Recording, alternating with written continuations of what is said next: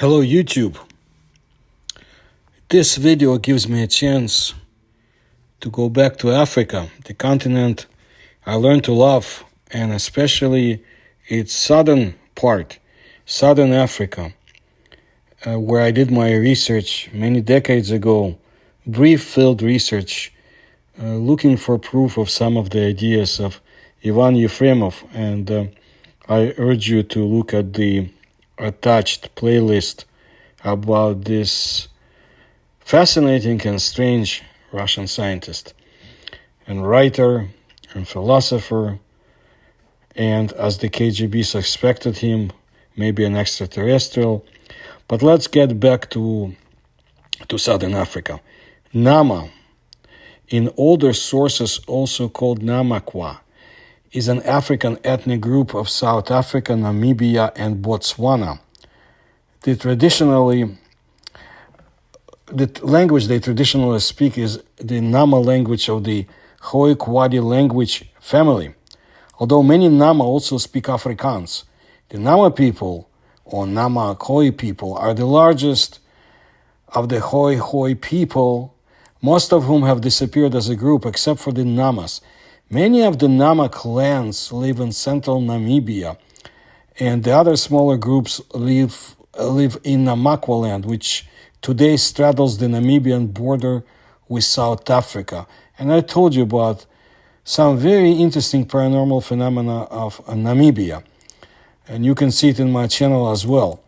While the Richtersveld is a desert landscape characterized by rugged kloofs and high mountains, situated in the northwestern corner of South Africa's Northern Cape province. It is full of changing scenery, from flat, sandy coastal plains to craggy, sharp mountains of volcanic rock and the lushness of the Orange River, which forms the border with the neighboring Namibia. The Nama people of Richtersveld claim title to their traditional land and set aside this conservancy for future research and tourism. So in the northwest of South Africa, in the Northern Cape province, is the Richtersveld Nature Reserve. This is a mountainous and desert area overgrown with rare shrubs, among which the Nama tribe has been roaming for 2,000 years, practically without changing their way of life. Nama graze cows and live in light mobile huts, according to one of their legends. Somewhere in these places there is an underground cave called the Bottomless Pit, and I'll give you more precise location later in this video. Allegedly, this cave is so long that it even goes out to the ocean, and countless treasures, including diamonds, were hidden in it once a very long time ago. But according to the same legend, finding the entrance to this cave is not the most difficult task. It is more difficult to cope with the monster guarding the cave, a huge snake that attacks anyone who dares to enter inside. But according to the same legend, finding the entrance to this cave is not the most difficult task. It is more difficult, again, to deal with the cryptid that is the guardian. The legend of the cave and the snake is so full of various detailed information that it seems to be something more than a myth. This snake is the local fixture of Afrikaans and Dutch called groeslang or groetslang. They say it is as old as the world and the gods created it, giving the snake great strength, cunning, and powerful intelligence. The snake is about 15 to 20 meters or more in length. Its scales are black as night. Sometimes it is described as a creature with a long neck, a long snake tail, and a body like an elephant, similar to a dinosaur like a diplodocus. But more often it's described just as a huge snake or a serpent. Woe to the one who tries to enter the cave and take the treasures. The snake will tear him or her into small pieces and eat him. But sometimes the snake leaves its cave and crawls around the neighborhood, including it was allegedly observed in the Orange and the Vaal rivers. In 1867, researcher Hans Sawyer saw a huge black snake, more than 30 meters long.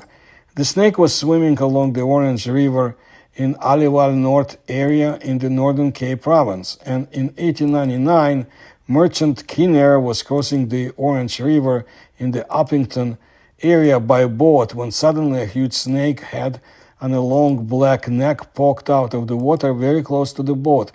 Some very interesting observations were made by a South African adventurer and prospector named Fred Cornell. In 1910, during an expedition to the Orange River, Cornell set up a camp near the Ograbis waterfall. Soon one of the American participants of his expedition, named Kammerer, came running to him and he was very scared. Kammerer said that he went for a swim and suddenly a snake's head and a long neck stretched out next to him to a height of almost 4 meters. The second case was in 1920, and Cornell described it in detail in his book with the long title, The Glamour of Prospecting, Wanderings of a South African Prospector in Search of Copper, Gold, Emeralds, and Diamonds. It was dark when we reached this place, having broken through the bushes, and it seemed suitable for us to spend the night. We lit a fire and were glad that we had found a great shelter near the water with trees protecting us from the cold wind. But our guides, local black people, were nervous for some reason, and instead of setting their camp to the side, as they usually did, they clung to ours and sat very close to it. After dinner, one of them, named Anzac, suddenly suggested that we move to another place. It seemed strange to us. We were all very tired and wanted to sleep. We asked him what the problem was, and after some hitches, he finally told us that not far from us on the river there is an island where the huge snake rurcla likes to sit. It is very unsafe for us and our horses to sit so close to this island. We have heard about this huge snake before, including from respected Hottentots and white people. They claim to have personally seen it, and many more saw a very wide footprint of its body on the wet coastal sand. Consider that the snake attacks cattle, but it does not disdain people either. It is curious that there are no crocodiles in the Orange River, but one of the local names for this snake sounds like caiman, which is consonant with the name of the crocodile found on the rivers of South Africa. Therefore, and also because we were too tired, we stayed the night where we had originally settled down. In the morning, we found a large section of rock in the middle of the river, which the guide told us about. It was split in half by a big crack, and we decided to scare the snake with dynamite. After a powerful explosion, the snake did not appear, but I saw something moving inside the crevice. I fired all the cartridges there, and it turned out to be a small dog that slowly left there under the mocking quacking. In 1945, the South African journalist and writer Lawrence Green, in his book Where Men Still Dream, described the local tribes, how they flatly refused to go down into one of their mines near the river because of the fear of rurcla. However, he managed to find one person who went down into this cave. Let's read what Green put in his book. And I tremendously respect this writer and his books, and I mentioned him in my other videos about Africa. If you have a chance, read it. There are still some in print. There is a legend that the wonder hole or bottomless pit is the source of the diamonds. You need a Hottentot guide to reach this mysterious hole in the ground in a far corner of the little-known Richtersveld. The natives are reluctant to guide expeditions to the spot. They believe the deep black cavern is the home of the rurcla, or great snake of the Orange River. The cavern, they say, is connected with the sea 40 miles away. If you lean over the edge of the pit and listen carefully, there comes at intervals a deep boom like surf on a distant shore. I know one tough prospector who took a winch and a cable to the spot and explored a little of the wonder hole. He is, I believe, the only man to attempt this feat. It was dark and extremely hot. When his feet touched the ledge far down, the ragged circle of the daylight seemed small. Bats flew in his face and he dropped his electric torch. Before they hauled him to the surface, he observed tunnels leading out of the shaft. There's a smell of sulfur in the air. He never descended again. The great snake of the Orange River is something more than a legend. Cornell described it in his books.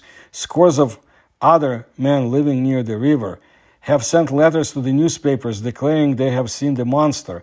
Native stories that the snake has enormous diamonds in the eye sockets and that a strange and evil influence is felt by all who behold it may be politely dismissed. White eyewitnesses state that the snake is 40 feet long, leaving a track on the muddy river banks about 3 feet wide. This spoor was followed by one party of prospectors for many miles before it disappeared into the river. The truth probably is that exceptionally large pythons have been seen in the river from time to time, and their size exaggerated.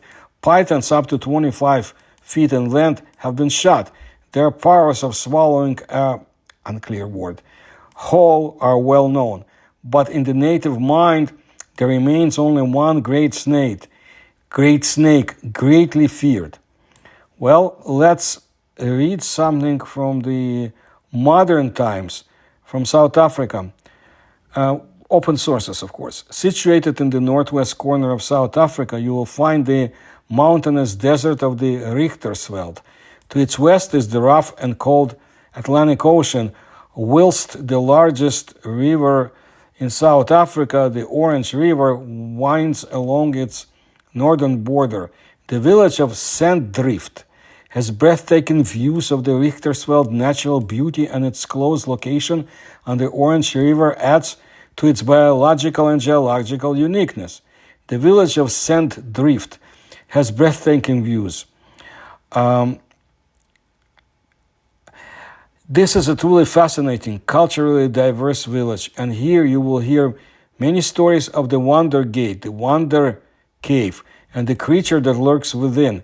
Wonder God, or Heitsi Eibib, is known by the Nama people, means spirit or emptiness. Apparently, this hole connects to the sea, which is some 40 miles away and is also supposedly filled with diamonds. The Wonder God is a limestone sinkhole and has a deep shaft leading straight down into the earth. It is almost perfectly circular and about 4.5 meters in diameter. The vertical part is about 20 meters deep, and the tunnel then goes much further down at an angle. This bottomless pit is celebrated in the folklore and mythological tales of the indigenous people. Because within this hole lives the rurcla, big snake in Afrikaans. This is a very good name for this primordial cryptid creature, as it is supposedly more than 40 feet long and 3 feet wide. According to the legend, the rurcla is as old as the world itself. The gods, new to creating things, made a big mistake in the rurcla making and gave it too much strength, cunning, and intelligence. When the gods realized their mistake, they split the rurcla into two creatures and thus made the first elephants and snakes. But unfortunately, the first original rurcla escaped. Some say that the rurcla is a gigantic snake that leaves a trail of at least 3 feet wide, whilst others say it's much more interesting, half elephant, half snake. Others say that rurcla can transform itself into a young maiden who lures men to the Orange River to drown them. And the Sun people believed the snake can kill with its very breath alone. At night, the rurcla is supposed to emerge from the cave and lure prey back into its lair. It feeds on trespassers and fiercely guards a stash of thousands of diamonds and gemstones, because rurcla covets gems, particularly diamonds. Despite its lust for cruelty, victims may try to bargain for their freedom by offering it enough precious gems. One of the better-known stories about rurcla centers on the disappearance of the Oxford-educated English businessman and explorer Peter Grayson. "I am determined to return to England as a very rich man or a dead man," he reportedly said before setting sail for the Richtersveld in South Africa with 6 companions. Then tragedy struck. On the first night in camp, a lion killed one member and seriously injured another member of the team. A few days later, a third person died of a poisonous insect or snake bite. Then a fourth member of the expedition became sick and begged to return to civilization. The final two team members carried him back to the nearest town, leaving Grayson alone to continue the quest. "I can do this on my own," he boasted before they left him. And that was the last time the unfortunate Mr. Grayson was seen or heard from. When a search and rescue party came looking for him a week later, they found the camp deserted and no sign of him. Most believe that the rurcla got him. Here's something more interesting that I read also pertaining to this legend and sightings, and it goes like this. Some ethnographers suggest that the legend of rurcla combines prohibitions on the thirst for luxury and human fear of huge snakes and monitor lizards inhabiting Africa. This continent is so huge and rich in animals that there may be giant species of undiscovered creatures, and the existing snakes could impress primitive people on the creation of the myth of rurcla. For example, Norwegian scientists have discovered in Botswana the sacred place of Tsodilo of the Sun tribe, a cave of worship of giant snakes, presumably stone pythons, reaching 6 meters in length and 2 meters in height.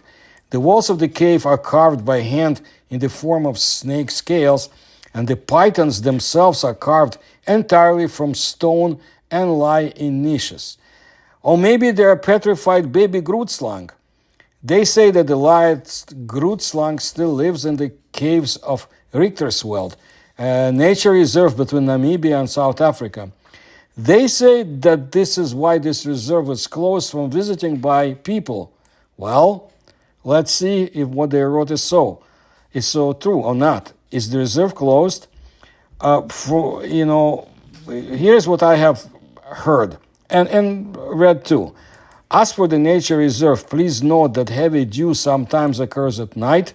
Richtersveld climate is harsh and dry, with extreme temperatures of up to 53 degrees Celsius having been recorded in midsummer.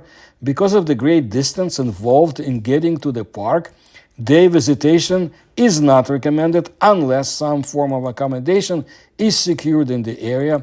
There is currently no ATM facility, shop, or restaurant available in the park. Guests are advised to bring their own supplies that will last for the whole duration of their stay. So this is what I wanted to tell you about the rurcla. Very interesting cryptid. And definitely I would love to get to Botswana and just back to Africa someday soon. And I'll tell you more stories about Africa and very interesting discoveries that show you presence of ancient civilizations from mists of time. So stay tuned. And if you like my research, please kindly support me through the links you'll find in the description to this channel. Please tell others about my videos, my channel. Please like them. And definitely, I gotta bring you more stories about Africa, about celestial visitors that had been found in Namibia, and more.